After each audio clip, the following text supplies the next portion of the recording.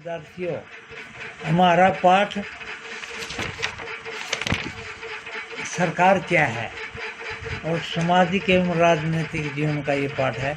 ध्यान से सुनना, मेन पॉइंटों को लिख लिया करो। सरकार एवं कानून। सरकार कानून बनाती है और देश में रहने वाले सभी लोगों को वे कानून मानने होते हैं। केवल यही तरीका है जिससे सरकार काम कर सकती है।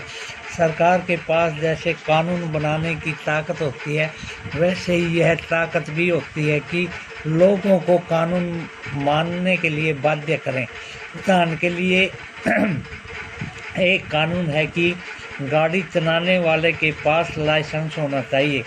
अगर कोई लाइसेंस के बिना गाड़ी चलाते हुए पकड़ा जाए तो उसे जेल की सज़ा काटनी पड़ सकती है या जुर्माना भरना पड़ सकता है। सरकार जो कार्रवाई कर सकती है, उसके अलावा अगर लोगों को लगे कि किसी कानून का ढंग से पालन नहीं हो रहा है तो वे कुछ कदम उठा सकते हैं। उदाहरण के लिए, अगर किसी व्यक्ति को यह लगे कि उसको उसके धर्म या उसकी जाति के कारण किसी नौकरी में नहीं लिया गया तो वह न्यायालय जा सकता है और यह दावा कर सकता है कि कानून का पालन नहीं हो रहा है। तब न्यायालय आदेश देगा कि क्या कदम उठाने की ज़रूरत है। सरकार के प्रकार।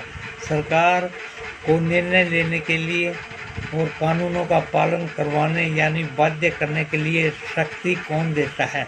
इस प्रश्न का उत्तर इस बात पर निर्भर करता है कि उस देश में कैसी सरकार है। लोकतंत्र में तो लोग ही सरकार को यह शक्ति देते हैं कि लोग ऐसा चुनाव के माध्यम से करते हैं। वे अपनी पसंद के नेता को वोट दे करके चुनते हैं। एक बार चुन लिए जाने के बाद यही लोग सरकार बनाते हैं। लोकतंत्र में सरकार को अपने निर्णयों एवं उठाए गए कदमों का आधार बताना होता है और सफाई देनी होती है। एक दूसरी तरह की सरकार है जिसे राजतंत्र कहते हैं। इसमें राजा या रानी के पास निर्णय लेने और सरकार चलाने की शक्ति होती है। राजा के पास सलाहकारों का एक छोटा सा समूह होता है जिसे वह इन मुद्दों पर चर्चा कर सकता है। अंतिम निर्णय लेने की शक्ति उसी के पास रहती है। लोकतंत्र के शासन एवं राजतंत्र में राजा या रानी को अपने निर्णय के आधार पर नहीं बताने पड़ते और न ही उसके निर्णयों की सफाई देनी पड़ती है। सरकार। भारत एक लोकतंत्र है। इस लोकतांत्रिक व्यवस्था को पाने के लिए हमने लंबी लड़ाई लड़नी पड़ी। संसार में और भी कई देश हैं जहां लोगों ने लोकतंत्र लाने के लिए संघर्ष किए हैं। ऊपर बताया जा चुका है कि लोकतंत्र को मुख्य बात यह है कि लोगों के पास अपने नेता को चुनने की शक्ति होती है। इसलिए एक अर्थ में लोकतंत्र लोगों का ही शासन होता है।